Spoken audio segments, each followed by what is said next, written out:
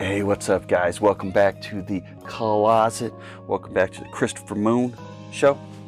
And welcome to today's thought, which is with all these holidays coming up, if you are trying to stop, slow down, quit, whatever, any substance, these are the tricks that help me get through this holiday season, this time period at the end of the year, where it doesn't matter, where you're from, what culture, what anything. Like at the end of the year, you've got an end of a season, beginning of a new year. You got so many different holidays and religious things. Like there's a lot going on, and there's going to be a lot of like parties, a lot of get-togethers, instances where you might need to go out, and you're not going to have that edge, that you had before. You're not going to be able to have that little drink,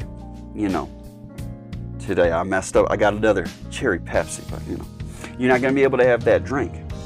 You're not going to be able to have, that pill, that whatever it was back in the day to take the edge off. If you're trying to quit smoking, and everybody's at that party wanting to go out. Hey, you want to go out back and smoke?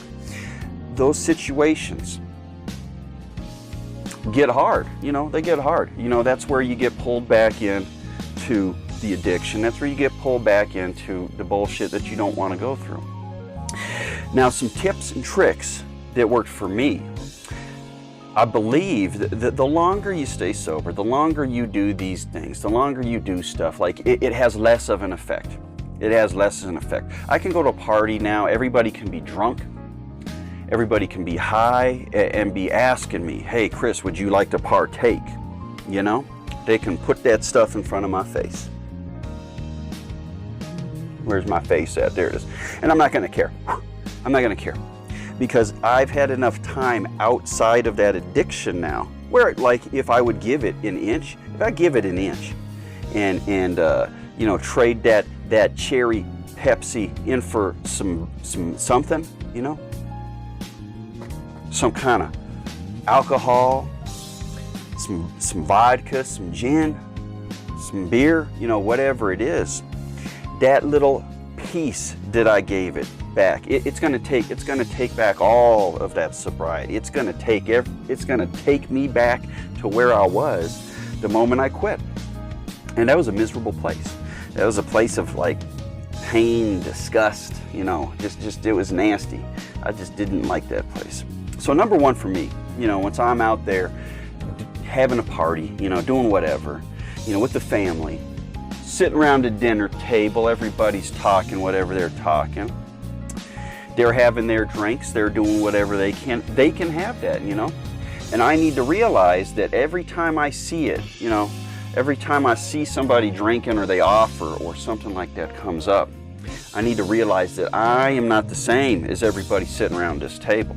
If I have a drink of that, it's gonna take me to that place that I hated so much. So I always got to remember that one. And then two, I know, like you have to come to a realization, I think, in any kind of sobriety.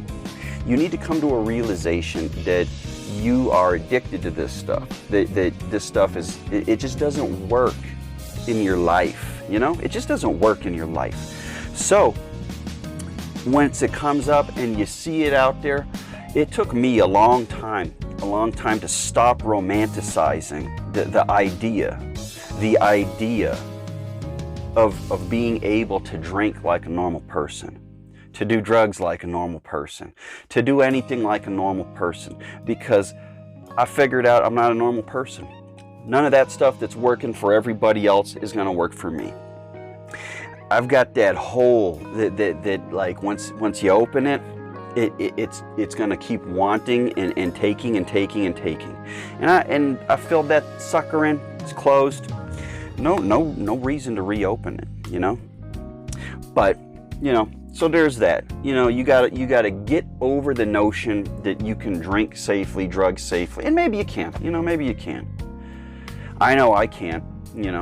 I know many others before me have not been able to either. And I know that it might work for you, it might work for somebody else. It's not going to work for me. And I've tried it. I've tried it a number of times, thinking this time's different, you know, but it never is. It's never different. It always leads you back to that same gutter. It leads you back to those same nasty feelings. It's just no good. So for me, number one, get that out of your head that you can ever touch or mess with this stuff again, because once you're looking at everybody and they're having fun, that's not how you're going to look. You're going to look like you always look, with, like, you know, passed out with puke on you on the floor, you know. So screw that, get rid of that thought. And then two, like, there's like some anxiety, you know. You're going to a party, you're gonna go see the fam, you're gonna see people that you don't, you know, see all year. So that might be anxiety inducing. And you know, I didn't do a lot of these things, but I learned a lot of little tricks and stuff. And I did try them. Like, you know, I don't have my hair tie or a rubber band on me, but there's a couple of things that really worked well. And one for me that I've just always been doing, you know, forever. But there is medical stuff behind it. You know, it's kind of in line and in tuned with the needles. What's that called? The acupuncture. And this is called EFT tapping. And I believe it stands for like emotional feelings or force techniques therapy. I should have looked it up, you know, I should have looked it up, but it's out there, you know, you can look it up. It's EFT tapping, and pretty much what it is you got all these little, you know, these little spots, like right here's one, the meaty part of your hand, the little fatty part in between your pointer finger and your thumb, this little bit of meat there. If you get in there and you press, you know, really hard, you know, you get some good pressure in there. Like once you do stuff like this type of tapping, this pressure point, it's releasing something. It's releasing some chemicals. It's making a slight change, and it's refocusing, you know, and that's the point of this stuff. It's to refocus your, you know, that anxiety. It's to refocus that yearning, that urge, you know, to be whatever. You know, it's a thing to focus yourself. So, you know, that's one. You know, if you're sitting there and you see that, you want that drink so bad, you're about to get it, you can do something like that. You know, just hold your hands and say, you know, do I really want that? Everything I've been through this year, is that something that I need to partake in? You know what, let me go get some of that nasty cheese dip with the nuts all over it. You know, that ball of dip? Yuck. Whatever the hell that is, that pimento cheese dip. I'm gonna go over there and get some of that instead. You know, just you know, give yourself a second, and that's pretty much what it is. You're giving yourself a second to breathe. You know, another good one would, you know, I always count, you know, am I gonna still want it once I get to 10? You know, most things in life, if you're getting upset, if anything crazy's happening, if you're thinking about writing a mean comment, or you're thinking about doing something that you're just not really sure about, if you sit on it for 10 seconds, 10, you know, you might have a whole other change of mind by that time. You might potentially get yourself out of some trouble you were about to step in. So that's always a good one too. But more of these little points. There's another weak point. It's not a weak, it is a weak point. It's a weak point in your skull, like this little circle right over here. I don't know what this temple. But right here by the ear, this little soft spot, that's another one. I'd be sitting here looking at that drink like, oh, you know, just quit a little bit ago. And you can hold this spot right here. And I'd just be holding it and pressing that spot. You know, don't hurt yourself. Use a little, you know, common sense, but you just give a little press, and that does something too. It's releasing them little things. There's one behind your ear, this little soft spot behind your earring here, whatever this is, right back here. That's another one. You can kind of do that too, and get your mind right. Once you know, people are walking around spilling their drinks and, like, you know, whatever it is, you can sit there and give a good press. I can even get both of them right there in there. And And that relieves some pressure. Well, it applies it. I don't know exactly what it does, but it's good. It's good stuff. Give it a shot. Give it a shot at the party. And more things too. More things. There's like the skills that you would learn from the dialectic behavior therapy books and stuff like that. And there are a lot of similar things. But one that I thought was interesting and pretty good was, I didn't have that hair tie, but if I did, you can have a hair tie or a rubber band or something around your wrist or somewhere. And these are techniques for like people that that they cutters, just different stuff. They have this tactile. They need a tactile sensation. They just have that yearning feeling, and it helps for that itch of addiction, that itch of whatever. And if you're sitting there and you got like a hair tie or something and you just start snapping it, like nobody's looking. You don't want to look too weird at the party, but you can snap that thing, and that little bit of twinge of pain, like sometimes that's enough to pull that feeling of addiction out and just get you back to where you should be, back to that turkey, back to that, conversation of how the new nephews and nieces are doing, back to whatever it is that you need to be doing and focused on that's not, drinking or drugs or feeling like you're getting pulled back in there. A lot of this too is communication. If you're going to a party with friends and family, if you're going to a family dinner. Now, if this is something that you feel okay to talk about with them, the best thing would be just to say, hey guys, I really don't want to drink this year. They probably know too. They probably know what's going on. But like, if you just tell people, I don't, I'm not that's not me anymore. I'm not about that. I don't want any illicit narcotics. I don't want any alcohol. I just don't, This year I'm going to get some of that tryptophan. I'm going to OD on the tryptophan into mashed potatoes and gravy and go take a nap, It's turkey, eating a lot of turkey, that the enzyme in it makes you sleepy, that tryptophan.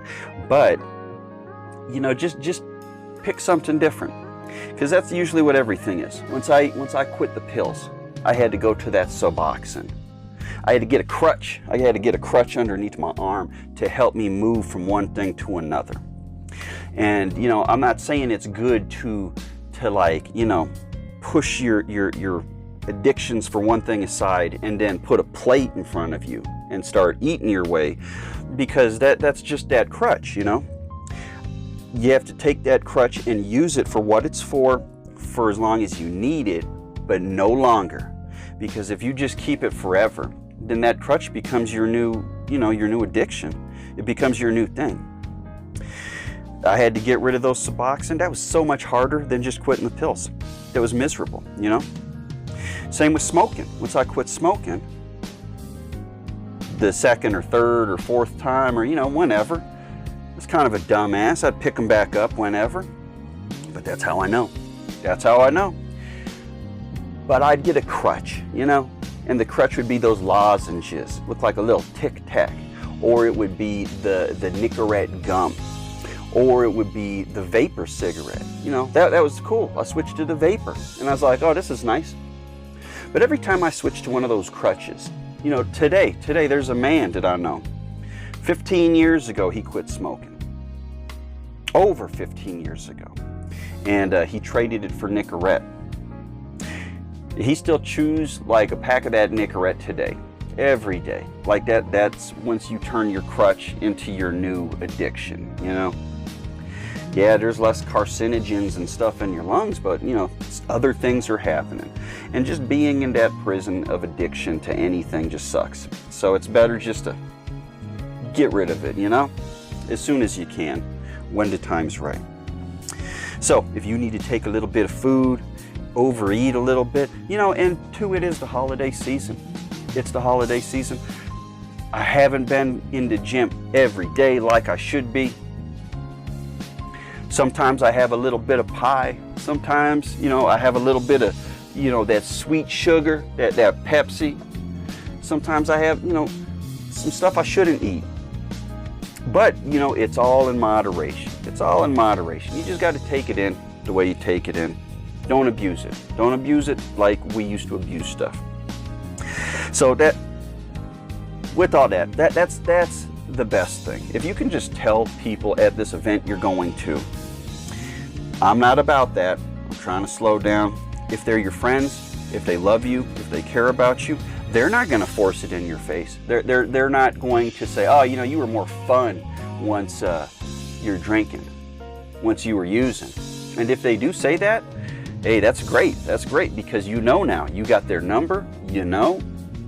You don't got to spend that much time there. You don't have to go to that dinner party next year. Just got to think. But aside from, you know, telling people that, there's other things too. You know, there's other things too. You know, you don't want to be antisocial, but you can keep yourself busy in your phone. You know, like if you need to take a minute to reset, and you know, you play Candy Crush for a minute, do whatever you got to do. You know, check your messages, look at your email, do whatever. Have a quick reset. You know, pull yourself out of the party, pull yourself out, have a quick reset, put that thing away, put it away, and get back to talking to people. Have a bunch of canned stories ready. You know, once you come into a party and they're getting ready to ask you stuff that you're nervous about, have a bunch of stories ready, like questions, you know, just stuff like, hey, Uncle such and such, how's the job? Hey, I heard this thing on the news about that. Is that affecting you guys? Because people love, listen to me, people love running their mouth, you know? If you give somebody the opportunity to talk about something they know, something that interests them, they'll talk to you about that all night long. You won't have to, you know, think of, you know, stuff and try and, you know, weasel out of, you know, thinking you're going to get roped into a drink or roped into something that you don't want to do. But, you know, just control your conversations with people. Just control. Be in control. That's all you got to do. Go to these parties, hang out with drunk people, but be in control. You can go do that too. If you want to go hang out with drunk people, just be in control of yourself, because you can't be in control of the environment, of what's going on, but you can, and you should. Just be in control what you take in, what you say, just everything. It's just basic stuff, you know, just basic things. But I hope this helps. You know, I've already been through a couple holiday get-togethers and stuff. I've seen the alcohol. I've seen no drugs in my circles anymore. I won't even have it in my circles. But alcohol, it's something hard to get away from. And I got friends and family that I love, that they love that stuff too. And my problems are not their problems. So let them enjoy it. Don't demonsterize people and tell them how bad it is for them and for society, you know, whatever, you know. We're on our own path. We're on our own journeys. They're on their own journey too. We love them and we let them do what they need to do, just like they love and let us do what we need to do. And on that, I'm gonna go do what I need to do in the kitchen. And I love you guys. I hope you have a great holiday season. Later.